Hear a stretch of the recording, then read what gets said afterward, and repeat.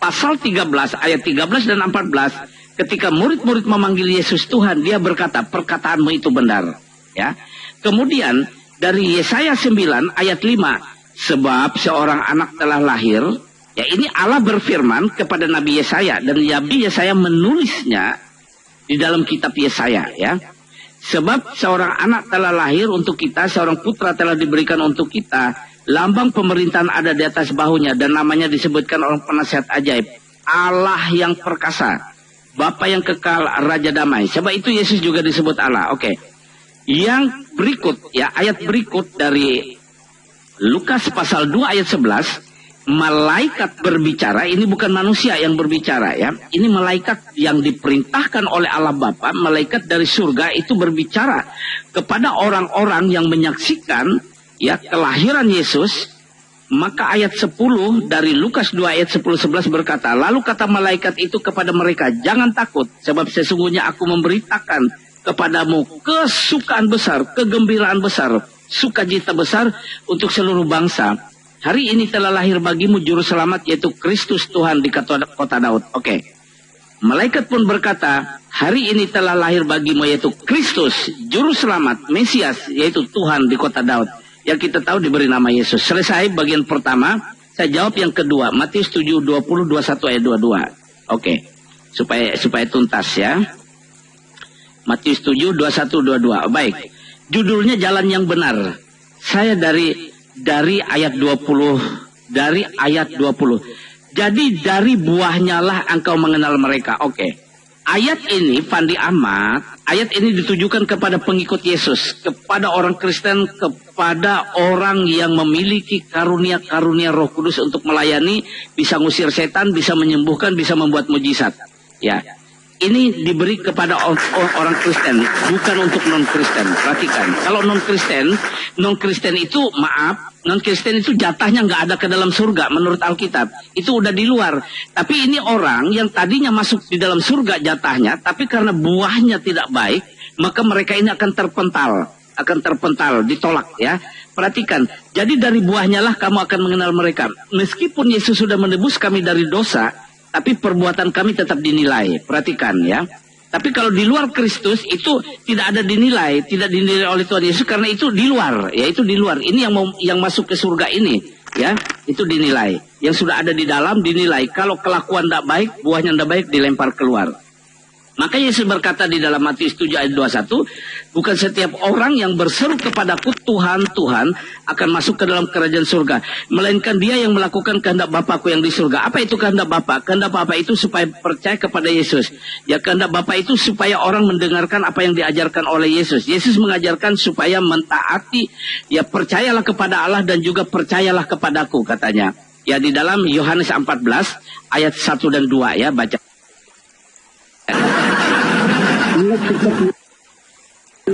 Demi namamu, ini adalah pelayan Tuhan Yesus, dan mengusir setan demi namamu, ini adalah orang percaya yang diberi kuasa, yaitu orang Kristen semua ini, dan mengadakan banyak mujizat demi namamu juga. Iya, ini orang Kristen juga yang diberi kuasa. Pada waktu itulah aku akan berterus terang kepada mereka dan berkata, aku tidak pernah mengenal kamu, enyahlah daripadaku kamu sekalian pembuat kejahatan. Kenapa? Karena dari buahnya tidak baik. Oke, selesai. Ya, selesai. Ya, Assalamualaikum warahmatullahi wabarakatuh, Bang Zuma. Waalaikumsalam warahmatullahi wabarakatuh. Pak Pendeta, ini narasumbernya Pak Pendeta. Baik. Beri dulu tepuk tangan untuk Bang Zuma. Ya. Untuk Bang Zuma yang ganteng dan viral, ya. Baik, kita diskusi malam hari ini dengan syarat hanya Alkitab saja dan tanpa hujatan. Oke, mantap Pak Pendeta. Ya. Izin Pak Pendeta, ya, saya sebentar. Kalau misalnya nanti ada hujatan dan di luar Alkitab, mohon maaf, saya tidak melayani. Oke, itu saja. Baik. Syaratnya. Ya, izin Bang Zuma sama Pak Pendeta, saya mungkin bisa turun aja, biar berdua aja dialog, ya, Bang Zuma sama Pak Pendeta, ya. Kurunda, ya. Bantu untuk ini, bikin timernya. Oh, bikin timer, baik. Boleh. Ya. Kalau mau bikin timer, saya bantu. Berapa menit ini maunya Pak Pendeta? 5 menit cukup. Ya. Boleh. Tapi silakan dulu openingnya, statement openingnya. Kenapa Bang Zuma kaget-kaget? Maksimal 3 menit. 3 menit. Iya. Saya aturkan dulu, ya. Izin. Mungkin saya putar kamera aja ya Pak Pendeta sama Bang Zuma ya, biar tidak usah saya kelihatan, nanti Bang Zuma sama Pak Pendeta yang dialog. Begitu. Oke, saya sapa dulu Bang Zuma. Terima kasih sudah naik ke room ini ya. Ya, sama-sama Pak Pendeta. Kita pernah beberapa kali diskusi, tapi saya naik ke roomnya, kalau tidak salah itu Handi Selebes. Oh, Handi Selebes. Ya. Tapi boleh. kita hanya diskusi sebentar-sebentar saja seperti itu ya.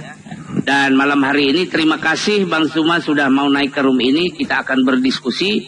Ya, terserah bebas topiknya, tapi sekali lagi saya ingatkan kita hanya Alkitab saja. Saya tidak akan nyebrang ke kitab yang lain. Dan saya harap pertanyaan atau diskusi kita ada ayatnya, ada datanya, dan tanpa ada hujatan. Oke? Itu syaratnya. Ya saya minta.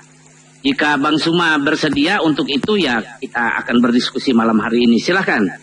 Ya, opening statementnya, bukaannya silakan. Baik, mulai Bang Zuma langsung aja ya, karena yang dibahas Bible saja.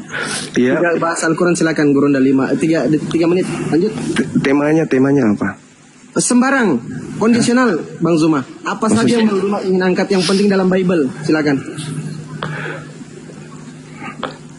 Bebas gitu. Yap, bebas, kata Pak Pendeta. Kalau mau dikasih juga nggak masalah. Kalau misalnya mau dikasih ini topik. Terserah kita topik apa? Tentang penyaliban aja, Bang. Boleh, silakan. Oke. Saya juga live-kan langsung YouTube ini, Bang Dinda Fandi. Siap kan, siap. Iya. Admin saya lagi di Jakarta soalnya. Oh, siap kan, siap. A'udzubillahi minasyaitonirrajim. Bismillahirrahmanirrahim. Sahabat-sahabat sekalian, alhamdulillah pada malam hari ini saya diundang untuk berdiskusi dengan salah satu pendeta yang cukup ganteng menurut saya ya. Cakep. Iya. Dan malam ini saya diminta untuk menentukan tema. Saya maunya temanya itu tidak monoton dan sifatnya tidak membias gitu ya. Jadi saya ingin terkait dengan penyaliban saja, karena pemisah antara Islam dan Kristen itu salah satunya adalah terkait dengan adanya materi-materi penyaliban ini. Di dalam Al-Quran dijelaskan kemudian bahwasanya surah Al-Maidah ayat 33, A'udzubillahi minasyaitonirrajim, Bismillahirrahmanirrahim. Innama jazaa'ul ladzina yuharibuna Allah wa rasulahu wa yas'auna fil ardh fasadan aw yuqattalu aw yusallabu aw tuqatta'a aydihim wa arjuluhum min khilaf.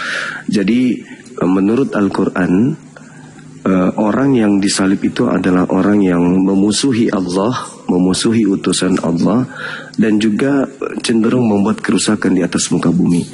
Maka yang disalib adalah orang yang melakukan dosa yang memang pantas untuk menerima hukum salib tersebut.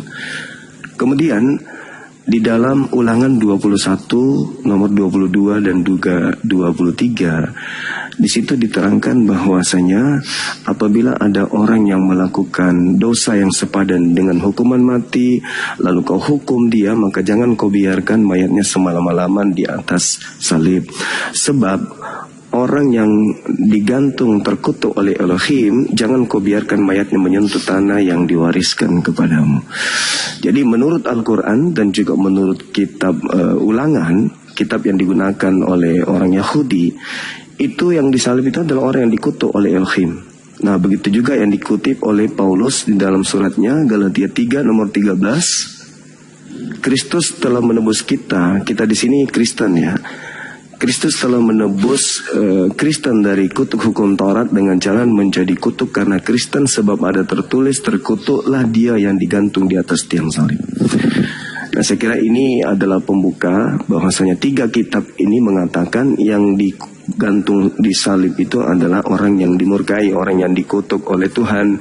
Kalau di Al-Quran dimurkai oleh Allah. Kalau di dalam kitabnya Yahudi dimurkai oleh Elohim, dikutuk oleh Elohim. Kalau dalam kitabnya orang Yahudi, Kristen itu Kristus ini dikutuk oleh Theos atau Elohim atau Yahweh dalam pandangan agama Kristen. Sekira cukup. Silakan. Oke, sebentar, tunggu waktunya. Saya cari ayat dulu. Ambil ayat dulu. Siap Pak Pendeta. Ya teman-teman, nontonnya di Komal Bang Zuma ya, di live Bang Zuma. Jangan nonton di sini, live Bang Zuma, nonton di TikToknya tuh. Jangan di saya ini bukan narasumber. Kenapa kayak senang sekali Bang Zuma ini? Gompala Cordoba. Baik, terima kasih untuk Bang Zuma ya. Anda malam hari ini cukup lembut ya dengan saya ya. Tidak garang-garang ya. Memang jangan garang-garang ya. Kita santai saja. Baik. Memang di dalam Alkitab ya, baik dalam kitab Ulangan dan kemudian dikutip oleh Rasul Paulus di dalam Galatia 3 ya, ayat 13 dan 14, bahwa terkutuklah orang yang tergantung di kayu salib ya. Dan betul ya, jangan sampai semalam-malaman, tapi dia harus diturunkan dari situ. Jadi begini, sebelum Yesus itu disalib, sebenarnya Nabi Yesaya sudah memberitahu itu. Artinya salah satu nabi dalam perjanjian lama yang bernama Yesaya, ya, dia sudah memberitahukan kepada Allah sudah memberitahukan kepada Nabi Yesaya supaya Nabi Yesaya itu memberitahukannya kepada orang Israel tentang Yesus ini. Ya, coba saya bacakan dari Alkitab saya sebentar. Ini adalah 700 tahun sebelum penyaliban Yesus, diperkirakan oleh para ahli yang menghitung waktu ya, yang menghitung timelinenya, bahwa itu sekitar 700 tahun sebelumnya. Perhatikan dengan baik, saya bacakan Yesaya pasal 53 ya, dari ayat yang berapa ini, saya baca dulu sebentar ya. Itu judulnya hamba Tuhan yang menderita ya. Perhatikan dengan baik, saya bacakan. Sesungguhnya hambaku akan berhasil, ia akan ditinggikan dan disanjung dan dimuliakan. Saya lompat saja. Perhatikan ya, ayat yang ketiga dari Yesaya 53 ayat 3, ayat 4 dan ayat yang kelima. Ia dihindari orang, seorang yang penuh kesengsaraan dan yang biasa menderita kesakitan. Ia sangat dihina sehingga orang menutup mukanya terhadap dia. Dan bagi kita pun dia tidak masuk hitungan. Tetapi sesungguhnya penyakit kitalah yang ditanggungnya dan kesengsaraan kitalah yang dipikulnya. Padahal kita mengira dia kena tulah ya. Perhatikan, tulah itu ya sama artinya dengan kutuk tadi ya. Padahal kita mengira dia kena tulah, dipukul dan ditindas Allah.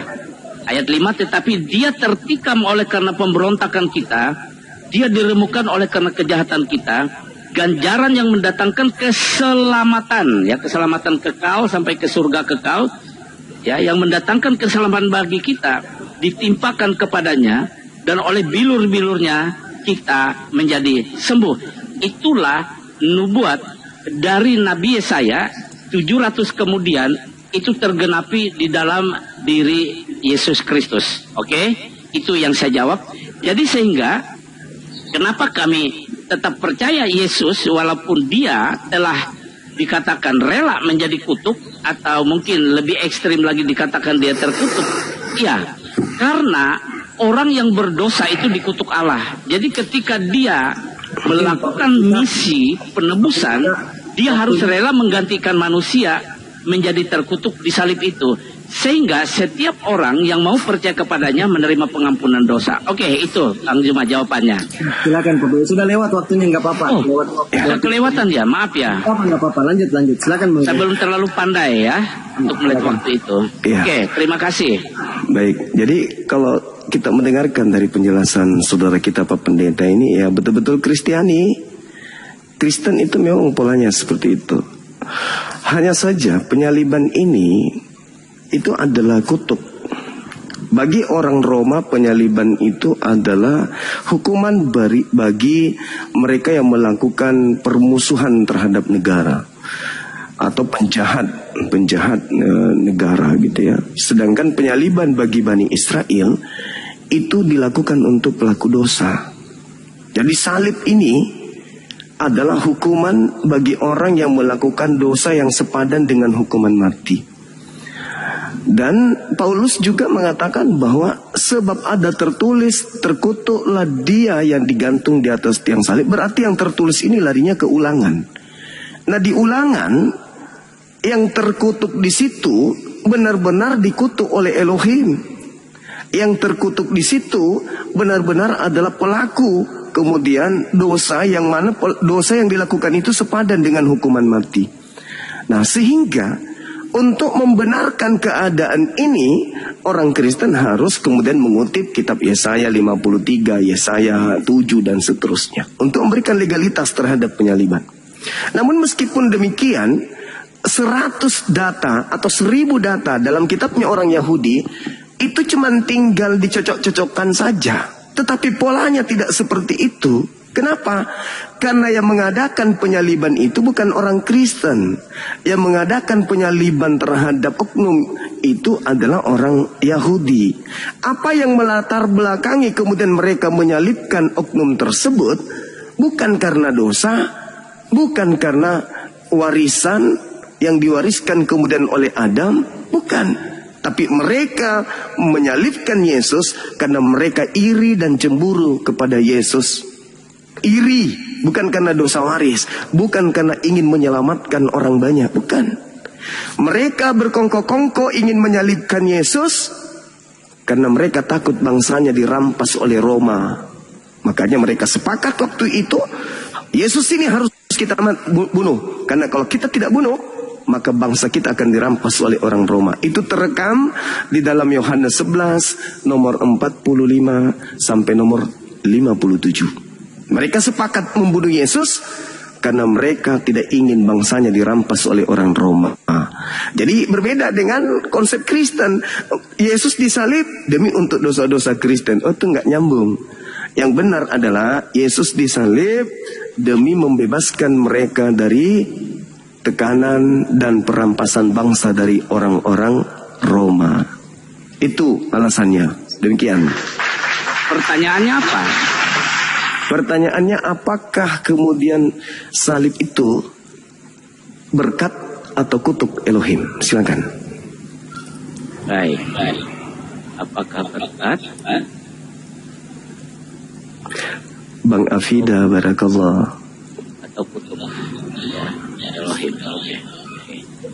Ya, disiapkan dulu datanya Pak Pendeta, biar kalau sudah siap datanya saya jalankan waktunya. Silakan Pak Pendeta. Oke. Saya baca saja Yohanes 11:45 sampai 57 ya. Injil Yohanes maksudnya ya. Ya, ayat yang dikutip oleh Juma ya. Yohanes 11 oleh Gurunda ya, Gurunda Juma ya. Yohanes 11 45:57. 45:57. Yohanes 11 45:57. Bentar, saya baca dulu, saya buka dulu. Baik, saya bacakan. Persepakatan untuk membunuh Yesus agak panjang, tapi harus jelas kita dengar. Banyak di antara orang-orang Yahudi yang datang melawat Maria dan yang menyaksikan sendiri apa yang telah dibuat Yesus. Apa yang telah dibuat Yesus, percaya kepadanya. Tetapi ada yang pergi kepada orang-orang Farisi dan menceritakan kepada mereka apa yang telah dibuat Yesus itu. Lalu imam-imam kepala dan orang-orang Farisi memanggil mahkamah agama untuk berkumpul dan mereka berkata, apakah yang harus kita buat? Kita lompat saja biar cepat ya. Oke. Di mana ini? Dan bukan untuk bangsa itu saja, tapi mulai dari hari itu mereka sepakat untuk membunuh dia. Mulai dari ayat 53 saya baca. Mulai dari hari itu mereka sepakat untuk membunuh dia, yaitu Yesus. Karena itu Yesus tidak tampil lagi di muka umum di antara orang-orang Yahudi. Ia berangkat dari situ ke daerah dekat padang gurun, sebuah kota yang bernama Efraim, dan di situ ia tinggal bersama-sama muridnya. Pada waktu itu hari raya Paskah orang Yahudi sudah dekat, dan banyak orang dari negeri itu berangkat ke Yerusalem untuk menyucikan diri sebelum Paskah itu. Mereka mencari Yesus dan sambil berdiri di dalam bait Allah mereka berbincang, berkata seorang kepada yang lain, bagaimana pendapatmu, akan datang juga ia ke pesta? Sementara imam-imam kepala dan orang-orang Farisi telah memberikan perintah supaya setiap orang yang tahu di mana dia berada memberitahukannya agar mereka dapat menangkap dia. Baik. Pertanyaannya tadi, apakah salib berkat atau kutuk Elohim? Ya, perlu saya jelaskan Bang Zuma, setiap kami menjelaskan keberadaan Yesus dari sisi manapun, dari topik manapun, kami tidak lepas dari Alkitab. Jadi jika Anda berpendapat kami cocokologi, kami tidak cocokologi, kami Alkitabiah. Kami berdasarkan setiap ayat-ayat yang ada dalam Alkitab. Sebab jika kami lepas dari Alkitab, maka kami tidak Alkitabiah. Ya, itu untuk diketahui ya. Nah, oleh sebab itu, apapun yang saya sampaikan untuk menjelaskan mengenai penyalipan Yesus, ya, yang menjadi topik kita malam ini, baik dari Ulangan 21, 22, 23, dari Galatia 3, 13, 14, dari Yesaya pasal 53 ayat 3 dan selanjutnya, itu karena memang bagian dari ya fondasi atau fundamen iman Kristen, ya, untuk membangun iman kami. Jadi ya, kalau Anda berpendapat kami cocokologi, sekali lagi saya katakan kami tidak cocokologi, kami Alkitabiah. Baik, kembali ke kondisi Yesus, ya. Ada dua versi yang diperhadapkan bagi kita dalam Alkitab, ya. Ada kepentingan-kepentingan. Yesus ini, ya, di dalam diri Yesus, di dalam misi Yesus itu, dia membawa kepentingan surga, kepentingan Allah, atau kepentingan secara ilahi. Nah, sementara ketika Yesus ada di muka bumi, ya, Yerusalem dan orang Israel itu di bawah jajahan kerajaan Romawi. Oleh sebab itu kerajaan Romawi ini datang dengan kepentingan politiknya. Jadi jika tadi Anda berkata bahwa dia disalibkan karena orang iri, orang dengki, takut nanti, ya, ketika orang Israel percaya kepada Yesus, sementara Yesus ini semakin terkenal, semakin populer, jangan-jangan orang Romawi akhirnya akan menekan orang-orang Yahudi, akan membuat suatu tindakan terhadap orang Yahudi. Oleh sebab itu mereka memilih membunuh Yesus itu karena politik. Tapi secara ilahi, kematian Yesus disalib itu untuk menebus manusia dari dosa. Dia rela menjadi kutuk menggantikan manusia yang berdosa itu terkutuk. Nah, apakah salib Yesus itu jadi berkat atau kutuk? Jadi berkat bagi kami. Terima kasih. Bahkan bagi setiap orang yang percaya. Mantap. Iya. Cepat waktu ya. Ya. Udah lewat lama, nggak apa-apa. Lanjut dulu. Sudah selesai, Bang. Oke, thank you. Iya, baik. Yang saya tahu di dalam surah Paulus itu 1 Korintus 1 nomor 23, di situ dikatakan salib bagi orang Yahudi itu adalah batu sandungan dan bagi non-Yahudi itu adalah satu kebodohan. Di data Yohanes 11, tepatnya di data nomor 51, di situ dikata Yohanes 11 yang tadi, yang 51, nomor 51-nya di situ Kayapas sebagai imam kepala yang bernubuat tahun itu juga bahwa Yesus harus mati untuk bangsa Israel. Sedangkan Pak Pendeta menunjukkan kemudian keinginan matinya Yesus itu untuk dosa-dosa keselamatan Kristen. Tidak ada nyambung-nyambungnya di situ. Itu pola yang dibangun oleh Kristen sendiri. Sedangkan kejadian perkara di TKP, orang-orang yang terlibat terhadap pembunuhan ini sedikit pun tidak ada yang berhubungan dengan keselamatan dari dosa dan seterusnya. Itu nggak ada. Mereka hanya takut bangsa mereka dirampas. Jadi orang Kristen ini, mau dia apa pendeta kah, mau dia pastor kah, atau apapun titelnya, mereka ini bukan ahli kitab. Yang ahli kitab itu adalah Bani Israel, Bani Yehuda. Mereka yang mengerti tentang kitab Yesaya, mereka yang mengerti tentang kitab Daniel, mereka yang mengerti kemudian kitab Yeremia dan seterusnya. Sebagai ahli, di situ ada ahli kitab, di situ ada orang Farisi, di situ ada imam kepala, di situ ada mahkamah agama, sidang mereka. Apa yang harus kita lakukan terhadap Yesus? Andai saja nubuat itu ada. Oh, ini kan sudah dinubuatkan di dalam kitab kita bahwa Mesias memang harus mati. Maka kita harus panggil Yesus. Bagaimana saudara Yesus? Ini mau digenapi ini. Apa yang kau firmankan ini sudah mau digenapi. Oh ya udah silakan. Siapa yang menjadi eksekutor bla bla dan seterusnya. Tapi faktanya nomor 57, 3 dikatakan, mulai hari itu mereka sepakat membunuh Yesus. Apa yang dikatakan 54-nya? Saat itu juga Yesus tidak lagi menampilkan diri di tengah-tengah orang Yahudi, melainkan dia pergi ke sebuah gurun, ke padang gurun bernama Efraim. Di sanalah dia tinggal bersama dengan muridnya, menghindari agar tidak ditangkap. Jadi nubuatan itu cuman bentukan gereja mula-mula supaya dosa-dosa mereka ini itu berasa diampuni dengan Yesus menjadi korban. Padahal penyaliban itu adalah kutuk Elohim. Penyaliban itu adalah kutuk, bukan berkat. Namanya kutuk, ia mendatangkan kutuk, bukan mendatangkan berkat. Namanya berkat mendatangkan berkat, bukan mendatangkan kutuk. Jadi saya minta dalil ke Pak Pendeta, tolong di mana salib itu disebut berkat, silakan. Haleluya, musik dulu.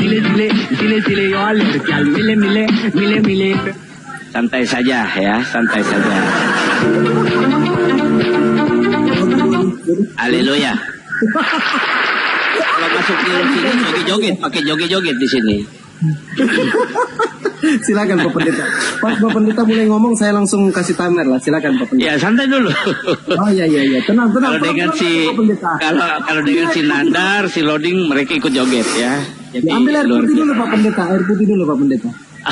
Ya boleh. Minum dulu.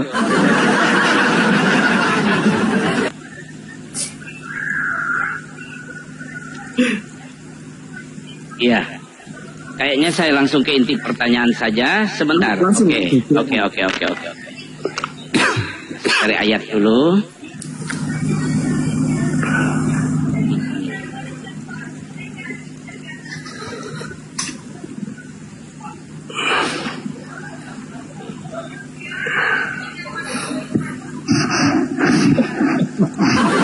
Kamu jawab ini? Iya, silakan Pak Pendeta. Apakah salib itu menjadi kutuk oleh Elohim atau salib itu menjadi berkat? Oke, Bang Juma, ya Gurunda Juma tetap berkeputusan menyatakan bahwa salib itu menjadi kutuk. Tapi firman Allah di dalam kitab suci Alkitab, dan kami imani, kami percaya salib itu menjadi berkat. Dalil yang diminta maka saya tampilkan Kolose 1 ayat 20. Ya boleh dibaca ya. Kolose 1 ayat 20. Dan oleh dialah ya, dan oleh Yesuslah ya, saya terjemahkan langsung begitu, perhatikan ya. Dan oleh dialah ia memperdamaikan segala sesuatu dengan dirinya, baik yang ada di bumi maupun yang ada di surga, sesudah ia mengadakan pendamaian oleh darah salib Kristus, ya. Dan perhatikan di Efesus 2 ayat 16, dan untuk memperdamaikan keduanya, yaitu Allah dan manusia, ya, di mana manusia menjadi seteru Allah karena berbuat dosa. Jadi untuk memperdamaikan itu di dalam satu tubuh dengan Allah oleh salib, dengan melenyapkan perseteruan pada salib itu. Jadi sudah jelas salib itu menjadi berkat di dalam iman Kristen ya. Gurunda Juma. Baik, masih ada waktu 01 dan 6.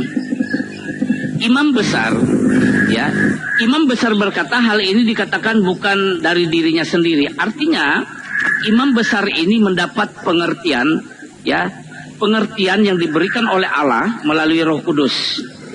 Meskipun imam besar berbicara waktu itu, imam besar ini adalah representasi atau yang mewakili atau yang pemimpin umat Yahudi yang berpegangan kepada Taurat Musa.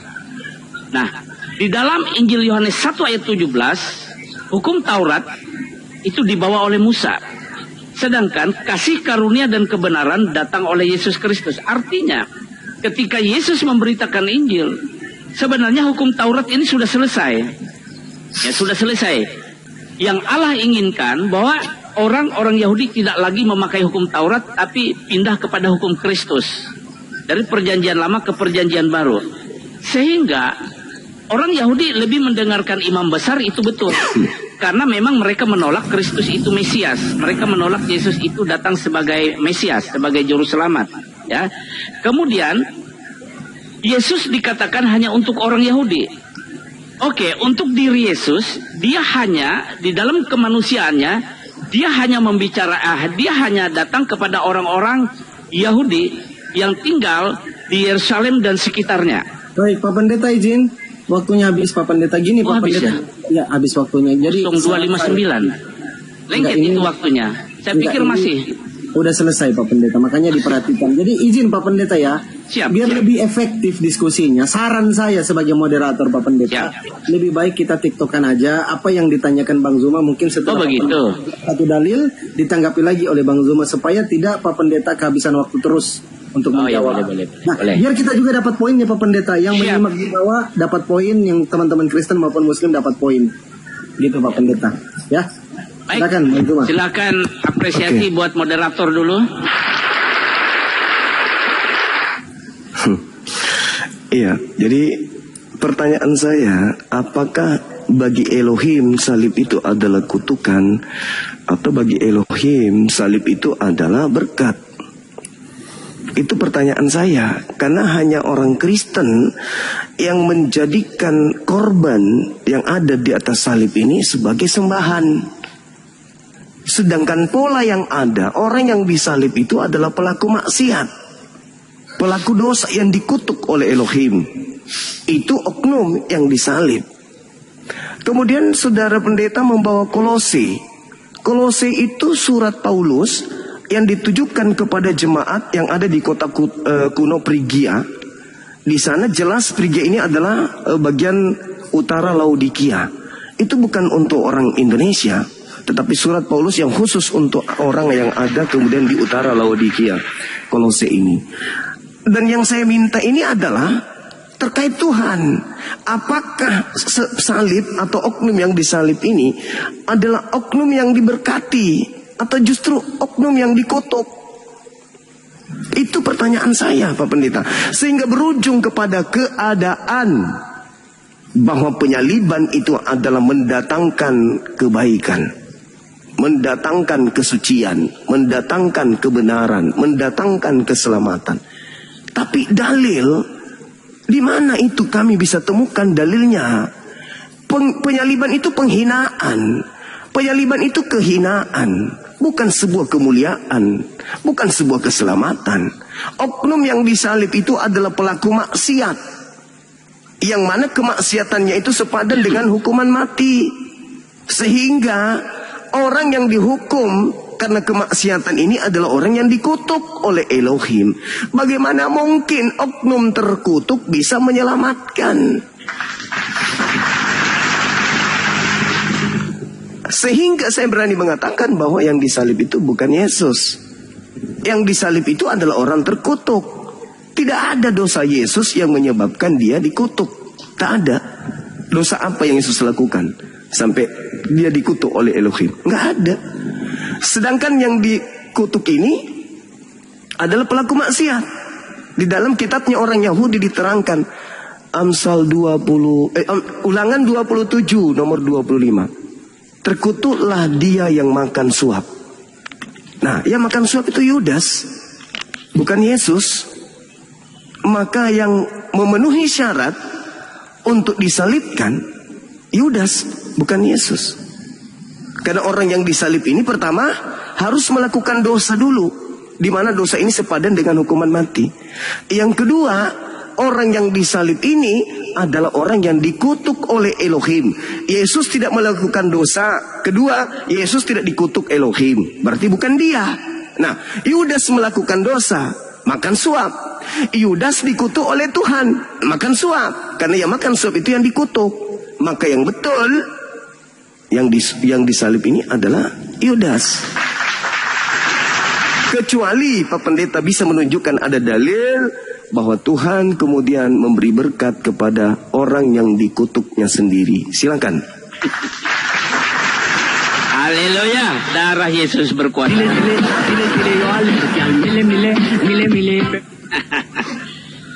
Gerunda Zuma ya. Jadi apa yang Anda sampaikan itu bagi saya seorang yang membaca Alkitab selama 30 tahun dan sudah diurapi oleh Roh Kudus, Anda tidak Alkitabiah dalam hal ini ya. Penjelasan Anda tidak Alkitabiah dan itu bagi iman Kristen sangat berbahaya. Sebab itu saya harus menjelaskan, selalu menjelaskan kebenaran firman Tuhan dalam Alkitab ini ya. Ya, memang benar yang Anda katakan bahwa Yesus tidak berdosa. Kenapa dia disalib? Lalu Anda lebih bersepakat Yudas lah yang disalib itu. Ya, saya tidak tahu Anda sepakat dengan siapa. Di dalam Alkitab dicatat bahwa Yudas itu gantung diri. Dia menyesali, ya, tapi dia tidak bertobat. Uang 30 keping uang perak, harga dia menjual Yesus, dia lemparkan ke bait Allah. Dan dia pergi dan dia gantung diri, ya. Dia tidak bertobat. Ya, memang seharusnya dia harus disalib, ya. Seharusnya dia disalib. Tetapi lihatlah karena politik, imam-imam besar itu berpihak kepada Yudas. Justru yang menyogok itu adalah para imam-imam besar itu. Imam besar dan imam-imam itu yang menyogok Yudas. Nah, lalu Yesus ini disalib. Bukan karena dia berdosa, tetapi misi yang dia bawa, ya, firman yang menjadi manusia itu, dia sesuai dengan di dalam Yesaya 53 tadi, dialah yang menggantikan setiap orang yang terkutuk itu, yang digantung di kayu salib itu, dialah yang menggantikannya, ya. Sehingga setiap orang yang percaya kepadanya itu beroleh keselamatan. Jadi sederhana sekali, ya. Sederhana sekali yang diberitakan oleh Injil, ya.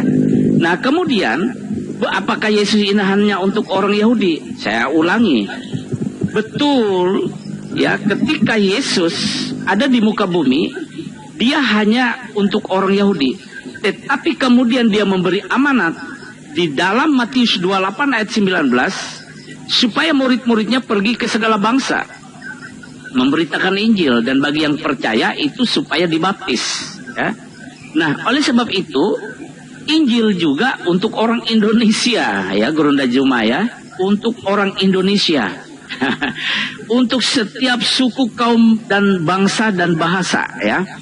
Jadi tidak ada lagi, ya, batasan untuk setiap orang. Oke, lalu kemudian Anda berkata bahwa, ya, orang Yahudi ini ahli Taurat, ahli kitab Yahudi. Itu betul.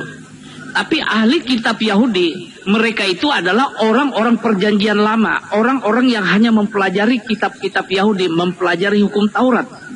Dan mereka ini orang-orang yang melupakan di mana bahwa nabi-nabi telah bernubuat tentang kedatangan Mesias. Sehingga ketika Yesus datang, dia mengajarkan Injil dan dia memuridkan sampai sekarang. Sehingga ketika saya juga berbicara tentang firman Allah ini, tentang firman Tuhan, tentang Injil ini, saya sah di hadapan Tuhan. Apa yang membuat saya legal, membuat saya sah? Ya, kalau Anda mencari legalitas orang yang memberitakan firman, saya kasih di dalam Kisah para Rasul 1 ayat 8. Perhatikan, saya kasih baca. Inilah legalitasnya. Kisah para Rasul 1 ayat 8. Yesus berfirman, tetapi kamu akan menerima kuasa kalau Roh Kudus turun ke atas kamu, dan kamu akan menjadi saksiku di Yerusalem dan di seluruh Yudea dan Samaria dan sampai ke ujung bumi. Apa itu menjadi saksi Kristus? Salah satunya berbicara tentang Yesus, tentang Injil keselamatan yang dibawa oleh Yesus Kristus. Jadi legalitas di zaman Tuhan Yesus, ya, maksudnya di zaman kasih karunia ini, legalitasnya kalau orang itu sudah dipenuhi Roh Kudus atau dibaptis Roh Kudus, bukan baptis air loh. Nah, ini legalitasnya, Gurunda Juma, ya. Legalitas saya memberitakan Injil itu adalah Kisah para Rasul 1 ayat 8 dan saya mengalaminya. Oke, terima kasih. Ya, pertanyaan saya, apakah Elohim, ya, terkait salib ini adalah kutukan atau berkat? Ini sesi yang ketiga, tapi belum terjawab. Kemudian saudara pendeta mencoba untuk melarikan tema terkait yang disalib itu adalah Yudas. Mungkin mengutip dari Matius 27 nomor 5 dan sampai nomor 8 kali, ya. Tapi ada satu hal yang perlu Pak Pendeta pelajari lebih dalam lagi. Sebuah informasi kalau kontradiksi itu sudah meragukan. Matius 27 nomor 5 ini, di situ diceritakan Yudas melemparkan uang, lalu gantung diri. Duitnya dipungut oleh para imam. Imamnya kemudian yang membeli tanah. Itu yang terjadi di Matius 27. Sedangkan kalau kita melihat di dalam Kisah para Rasul, Kisah para Rasul 1 nomor 18-19, yang terjadi di sana adalah Yudas bunuh diri dulu. Yudasnya ini yang beli, Yudas ini yang membeli tanah dulu, lalu bunuh diri. Jadi yang membeli tanah adalah Yudas. Setelah Yudas beli tanah, dia bunuh diri. Sedangkan kalau kita lihat dalam Matius 27, Yudas tidak beli tanah. Yudas melemparkan uang, lalu dia bunuh diri, duitnya dipungut. Yang membeli tanah adalah imam-imam. Di Kisah Para Rasul 1, 18-19, Yudas sendiri yang beli tanah. Di Matius 27 nomor 5, imam yang beli tanah. Di Matius 27 nomor 5 sampai nomor 8, Yudas bunuh diri, imam beli tanah.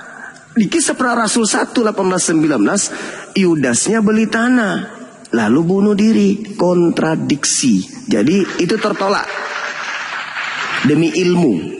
Itu tertolak demi ilmu. Demi ilmu. Iya, harus. Kecuali kita ingin gila permanen. Jadi kembali kepada tema, apakah salib ini hukuman bagi orang yang diberkati, hukuman bagi orang yang dikasihi, hukuman bagi orang yang disayangi? Inilah anakku yang kukasihi, kemuliaan yang engkau berikan kepadaku sebelum dunia ada. Yohanes 17, Yohanes 1, nomor 14. Kemuliaan yang Tuhan berikan kepada Yesus. Apakah yang disalib ini orang yang dimuliakan Tuhan? Atau yang disalib ini adalah orang yang dikutuk Tuhan? Itu Pak Pendeta. Pertanyaan saya ini yang keempat kalinya saya ulang. Apakah yang disalib ini orang yang dikutuk? Apakah yang disalib ini orang yang diberkati atau orang yang dimuliakan? Kalau yang disalib ini adalah orang yang dikutuk Tuhan, maka yang disalib Yudas. Tapi kalau yang dikutuk ini adalah orang yang dimuliakan Tuhan, berarti yang disalib ini adalah Yesus. Sederhana kok itu. Jangan egosentris dulu, jangan ego beragama dulu. Jauhkan dulu ego kekristenan. Kristen itu sudah satu paket. Narasi yang begitu dibuang aja. Narasi-narasi begitu dibuang. Ya, 1 Korintus 1 nomor 23. Tidak perlu narasi-narasi sampingan itu tidak perlu. Langsung aja ke poin. 1 Korintus 1 nomor 23, salib itu adalah kebodohan bagi Kristen. Itu fakta, itu dalil. Jadi kalau kita berbicara mengenai ilmu tentang penyaliban, Kristen tidak akan pernah sampai naik level, tetap pada tataran kebodohan. Ini pertanyaan keempat, Pak Pendeta. Ini keempat. Dan pertanyaannya, pertanyaan cuma satu. Apakah orang yang disalib ini orang yang dikutuk Tuhan, atau yang disalib ini adalah orang yang dimuliakan Tuhan? Jawaban saudara silakan. Oke, kita buka Galatia 3:13. Saya langsung ke poin aja. Semoga Anda dapat menangkap dengan baik pesan ini ya. Perhatikan baik-baik, saya akan jelaskan. Sebentar, saya cari dulu ayatnya ini. Oke. Galatia 3:13 untuk menjawabnya. 13 dan 14. Saya baca dulu. Kristus telah menebus kita dari kutuk hukum Taurat dengan jalan menjadi kutuk karena kita. Sebab tertulis, terkutuklah orang yang digantung pada kayu salib. Yesus Kristus telah membuat ini supaya di dalam Dia berkat Abraham sampai bangsa-bangsa lain, sehingga oleh imam kita menerima roh, oleh iman kita menerima roh yang telah dijanjikan. Baik, saya jelaskan. Pertanyaan Guruda Zuma yang menanyakan apakah orang yang disalib ini orang yang diberkati atau orang yang dikutuk? Baik, yang disalib itu adalah orang yang dikutuk. Tangkap baik ya. Seharusnya Yudas di situ. Seharusnya Yudas di situ. Tetapi lihatlah, Yesus ini mau menjadi kutuk. Perhatikan, mau menjadi kutuk. Ya, Galatia 3 ayat 13 berkata, ya, dengan jalan menjadi kutuk. Karena hanya jalan begitu untuk menebus orang berdosa. Ya. Perhatikan dengan baik. Dosa apa? Dosa kutuk. Kutuk apa? Kutuk hukum Taurat. Kenapa ada kutuk hukum Taurat? Karena pelanggaran terhadap firman Allah, ya, yang ada di dalam hukum Taurat itu, karena hukum Taurat juga adalah hukum Allah, hukum Kristus adalah hukum Allah. Di perjanjian lama itu hukum Taurat adalah hukum Allah, itu dilanggar. Sehingga orang-orang yang melanggar itu terkutuk.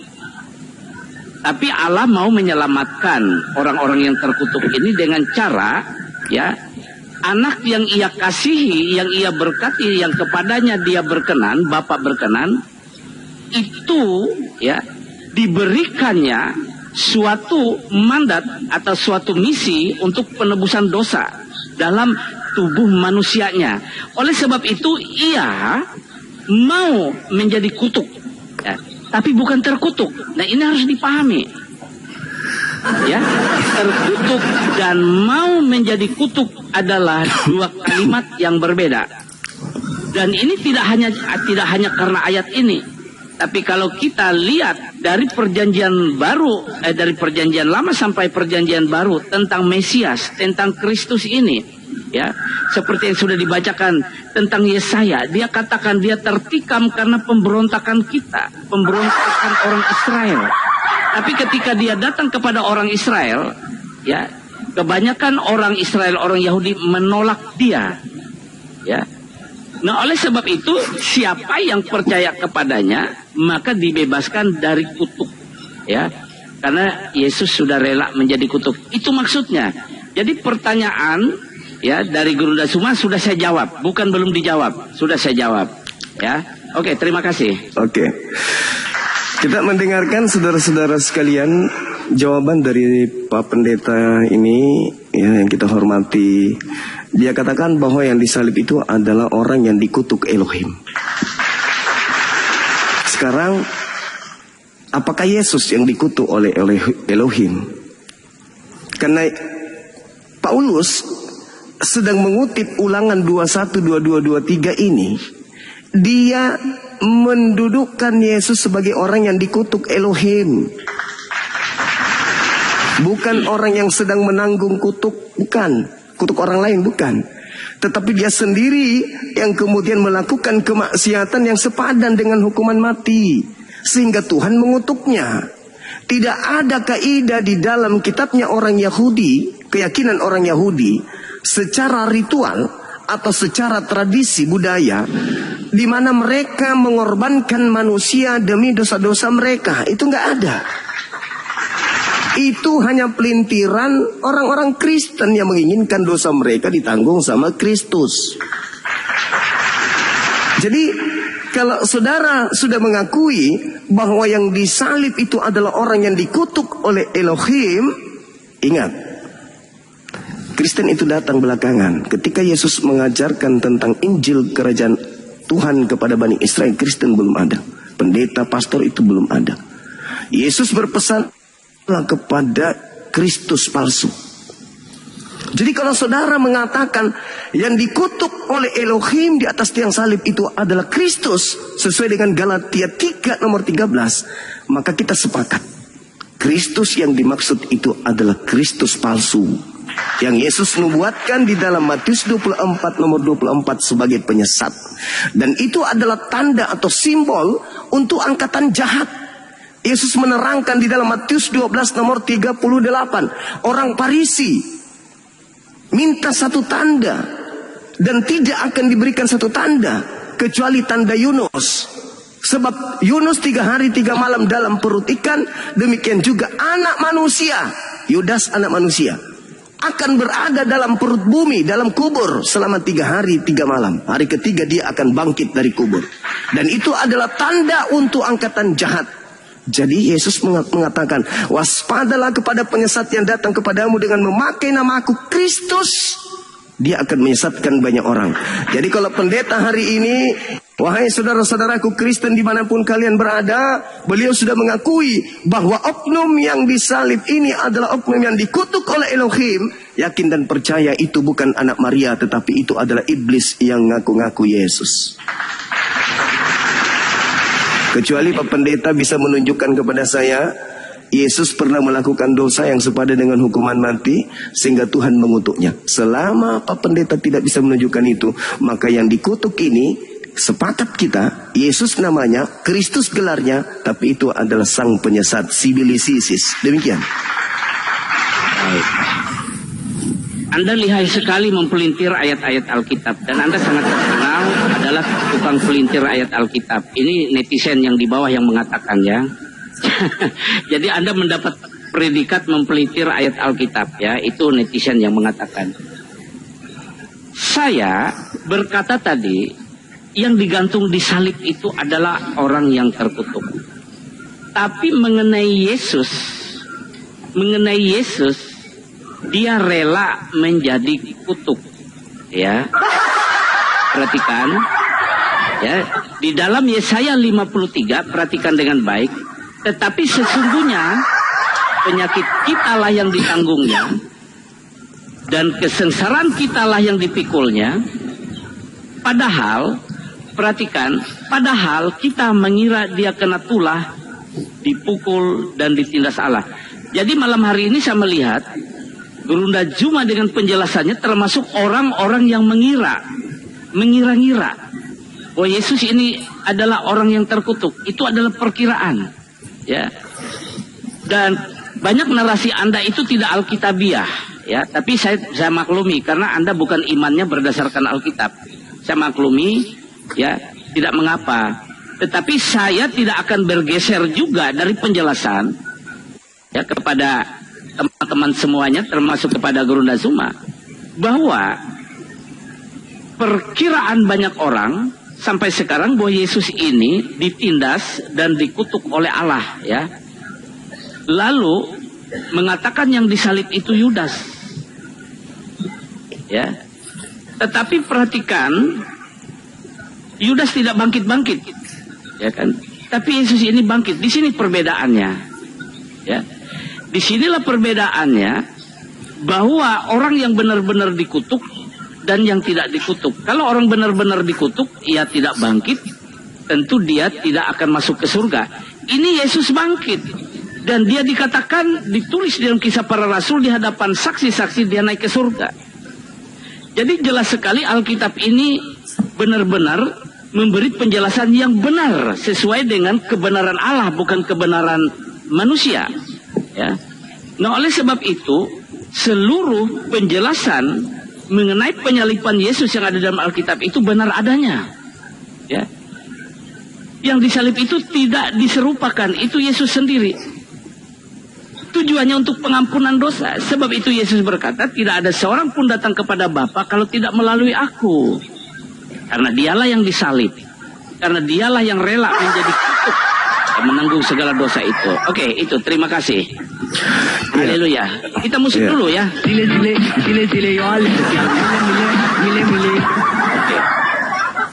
Jadi saudara-saudara, dari penjelasan Pak Pendeta dan cara merangkai materi, saya katakan pendeta kita ini masih butuh waktu kurang lebih 100 tahun untuk belajar Bible. Joget dulu.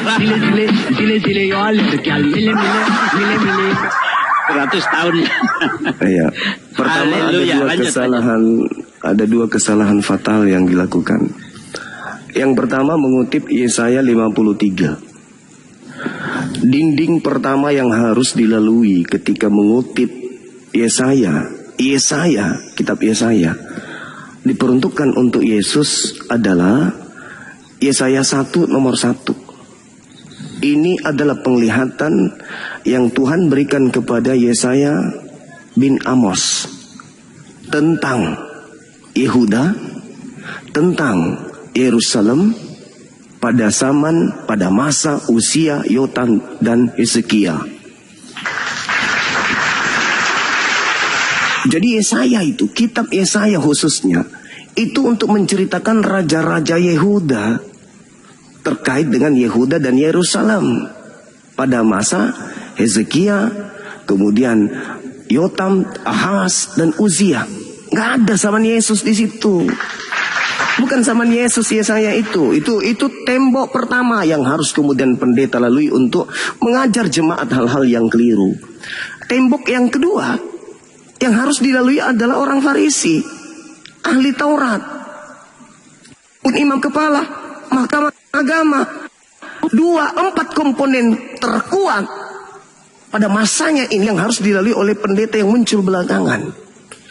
Bahwa ketika Yesus mereka ingin salibkan, tidak ada yang mengutip Yesaya.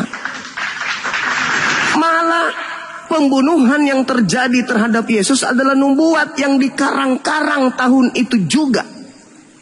Tadi saya sudah menunjukkan Yohanes 11 nomor 4 nomor 51.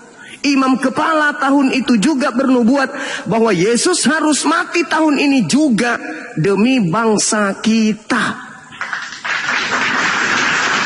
Kalau ini dua-dua tembok ini sudah diseberangi, sudah didobrak oleh seorang pendeta, baru hebat. Kalau belum, harus belajar memplesetkan Bible dulu selama kurang lebih 100 tahun baru hadapi Bang Zuma. Ya, itu fakta, Pak. Itu fakta. Ketika saudara pendeta mengatakan yang dikutuk ini, yang disalib ini adalah oknum yang dikutuk, Anda memelintir. Menerima kutuk dengan yang dikutuk itu sama. Anda sedang ingin mengatakan Paulus itu pendusta. Paulus sendiri yang mengutip data. Paulus yang membocorkan, Paulus yang menjerat dirinya sendiri dengan mengutip Ulangan 21. Nomor 22, nomor 23. Dengan dia mengutip data di dalam Ulangan 21, 22, 23. Itu sama dengan dia sedang menyamakan Yesus itu dengan seorang perompak. Dengan seorang penjahat kelas kakap yang dosanya harus seimbang dengan hukuman mati, di mana dia mati karena dikutuk oleh Elohim. Tidak ada di situ, Pak, karena dia menanggung kutuk atau dia kemudian ingin menebus dosa atau karena dia ingin menyelamatkan orang-orang Kristen. Itu tak ada. Ulangan 21 nomor 22 nomor 23 itu bercerita tentang pelaku dosa yang sepadan dengan hukuman mati sehingga ia dihukum mati karena dia dikutuk oleh Elohim. Jangankan oknumnya, mayatnya pun menjijikkan sampai mayatnya tidak boleh menyentuh tanah. Silakan dengan pola kekristenan Anda jual Yesus, silakan Anda jual. Tapi ingat sekali lagi, jangan saudara pendeta menjilat ludah yang Anda sudah buang. Bahwa yang disalib itu adalah orang yang dikutuk oleh Elohim. Kami umat Islam, jangankan kemudian manusia yang dikutuk, malaikat yang dikutuk aja kami nggak mau sembah. Apalagi makhluk yang dikutuk oleh Elohim. Ingat, makhluk yang dikutuk oleh Elohim itu adalah Sibilisisis, iblis. Dan Yesus mengatakan bahwa kebangkitan hari ketiga itu adalah tanda untuk angkatan jahat. Ya, terima kasih kalau Anda sudah mengakui bahwa Anda adalah pengikut angkatan jahat. Saya kira begitu, Pak Pendeta. Tapi apresiasi dulu. Sekali lagi. Haleluya, darah Yesus. Begini, Gurunda Zuma ya. Saya ini tidak enak mengatakannya, tapi harus saya katakan ya. Anda sangat dihormati di komunitas Anda ya. Jadi saya juga harus apresiasi kepada Anda dalam artian tidak mungkin saya mengucapkan kata-kata yang tidak bagus terhadap Anda. Meskipun Anda termasuk sangat tajam ya menusuk ke saya ya. Anda berkata saya harus belajar 100 tahun lagi. Betul itu. Ya. Tapi menurut saya Andalah yang harus belajar 100 tahun lagi ya. Kalau begitu Pak Pendeta tolong tunjukkan kepada saya kitab Yesaya di pembukaan penglihatan kepada Yesaya bin Amos ini. Baik. Bercerita tentang Yesus, di mana itu diceritakan? Baik. Karena di situ sudah disebutkan nama. Baik. Ada nama di situ disebut. Baik. Usia, Yotam, kemudian Hezekia, kemudian Ahaz. Nama Yesusnya di mana terselip, Pak? Silakan. Perhatikan dengan baik. Apa yang diminta oleh Zuma saya akan kasih tahu ya, Yesaya 1 ayat 1. Penglihatan yang telah dilihat Yesaya bin Amos tentang Yehuda dan Yerusalem dalam zaman Usia, Yotam, Ahaz dan Hizkia raja-raja Yehuda. Perhatikan dengan baik.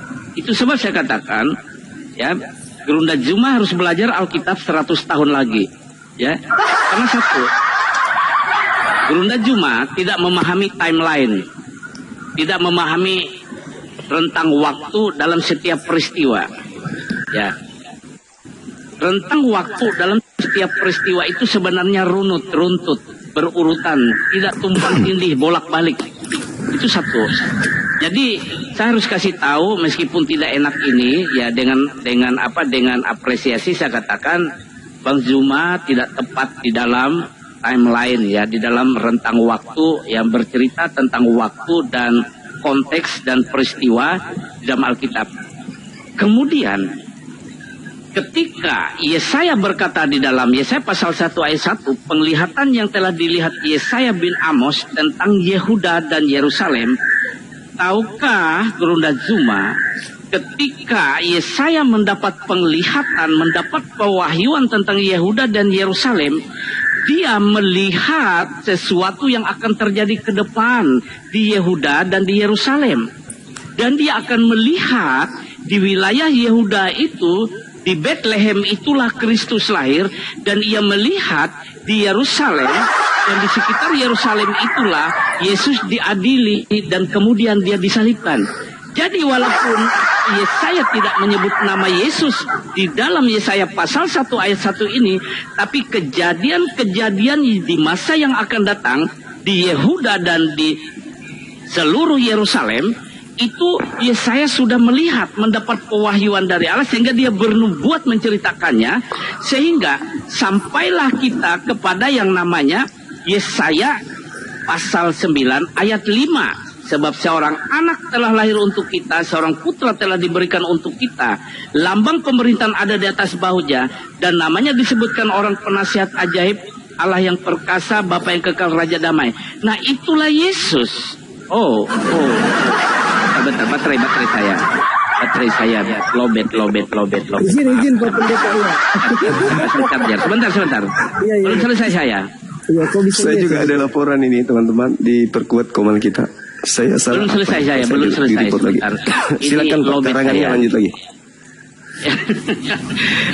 Anda jangan bilang saya mengarang, saya Alkitabiah ya, Gurunda Zuma. Saya sangat Alkitabiah.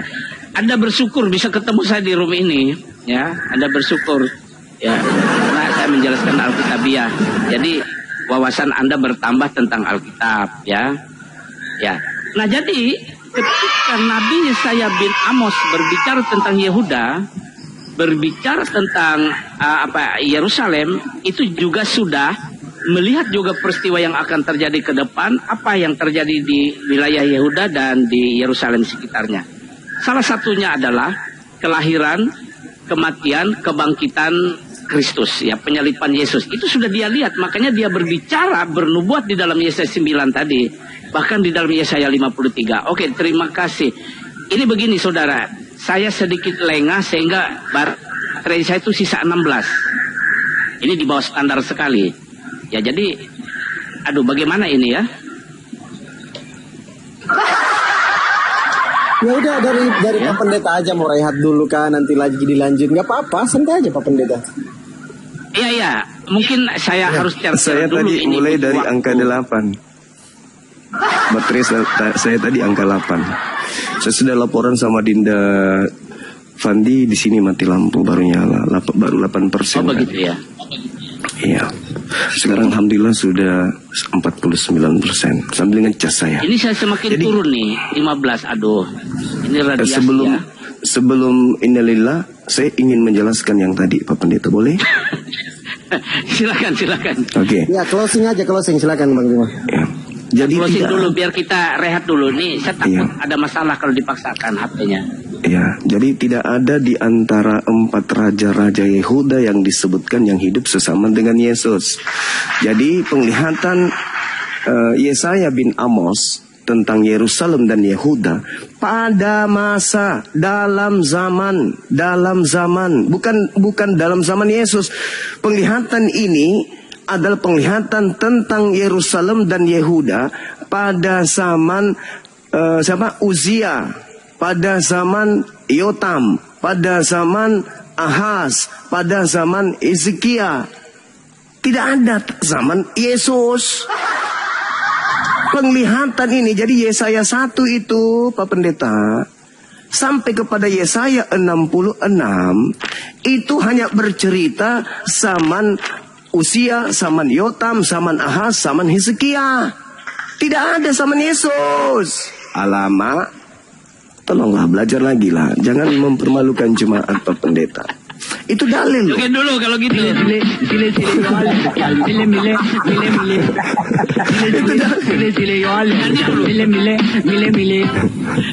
Katanya harus Lanjut. Alkitab.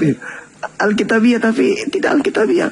Karena di situ dijelaskan penglihatan Yesaya bin Amos terkait dengan tentang Yehuda Yerusalem pada zaman Hezekia, pada zaman Usia, Yotam, Ahaz. Tidak ada zaman Yesus. Jangankan Yesus, zaman Yohanes Pembaptis saja tidak. Zaman siapa? Tidak diceritakan di situ, nggak ada. Jadi jangan mengada-adakan sesuatu yang tidak pas. Jadi dua kesalahan yang dilakukan oleh pendeta. Yang pertama tadi terkait dengan yang disalib itu adalah yang dikutuk Elohim. Yang kedua, Yesaya 53 diambil oleh Pak Pendeta, di mana itu bercerita tentang salah satu dari raja-raja Yehuda yang disebutkan dalam Yesaya 1 nomor 1. Saya kira begitu. Pada kesimpulannya bahwa salib itu adalah kutuk. Jadi orang yang menerima salib sebagai simbol agama, berarti dia menjadikan kutuk sebagai simbol agamanya. Demikian. Oke. Izin mungkin kita akhiri dulu karena Pak Pendeta juga handphonenya itu sudah lobet kali ya. Ya itu Pendeta. tinggal 11 lagi, turun terus. Nggak apa-apa Pak Pendeta, turun aja nggak apa-apa. Ditekan. Bang Zuma, kapan kita lanjutkan lagi, Bang Zuma? Nanti komunikasi sama saya Pak Pendeta. Iya. Siap. Oke, maaf Silakan. tidak dapat menjawab siap. dulu ya, Siap, Guru dan siap. Zuma ya, karena baterai saya nurun terus nih. Ya, nggak apa-apa. Oke, Nanti sampai jebol ketemu lagi. baterainya. Iya, Ya, makasih Pak Pendeta. Pak Pendeta. Thank you ya Guru dan Zuma, thank you Fandi Makasih. Ahmad, thank you. Sampai ketemu lagi ya. Makasih, Ya, Pak. selamat malam. Malam. Ya, silakan kalau mau turun saya mau berdoa sebentar dan saya akan turun iya. ini. Iya. Tinggal 10 lagi, aduh. Gimana Pak Pak? Pendeta turun terus. tekan host itu Pak Pendeta sebelah paling kiri bawah ada host tuh. Udah muncul. Nah, ada tanda Belum. panah itu kayak segitiga itu tanda panahnya. Coba ditekan itu. Itu keluar sendiri. Sebelah Oke. kanan atas. Coba. Sudah? Coba dari host dulu, host tekan hostnya Ya paling sudah. kiri bawah. Ini yang muncul pengaturan.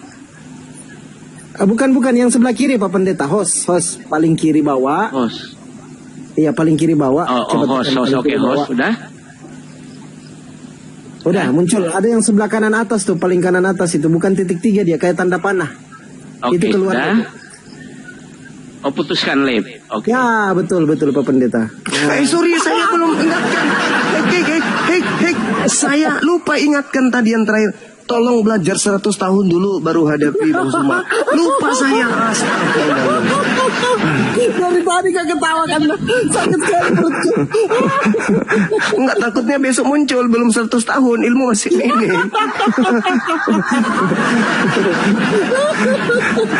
Masih prematur. Mau hadapi Bang Zuma prematur kali, belum bisa. Jauh kali kan, Jauh. Jauh. Aku Jauh. pikir ada ilmu. Belum gitu. layak. Belum layak kan. Belum. Kanda Bang Zuma lanjut aja solo Bang Zuma, solo lagi. Bisa itu. Kasih aja temanya Dinda, kasih tema. Enggak, ini bukan di Komalku ini Kanda, ini PKN ini. Nanti saya turun, saya tutup live, Bang Zuma lanjut. Teman-teman, semua ke Bang Zuma ya. Ini akun Bang Zuma Basic Property, akun terakhir kayaknya, yang lain semua tewas. Teman-teman ke sana semua biar Bang Zuma solo aja, atau mau naikkan kawan-kawan muslim yang lain nggak apa-apa. Teman-teman ke sana semua ya, ke Bang Zuma ya. Dinda Jangan mau tutup turun. Kanda. Iya, saya mau turun. Nanti saya pakai akun Napi Sultra kalau bisa naik ke Komal Bang Zuma, nggak apa-apa. Oke, sip. Nah, ya udah Kanda ya. Assalamualaikum. Waalaikumsalam warahmatullahi wabarakatuh. Naik aja ke sini mau dia. Oke, kita ke Komal Bang Zuma.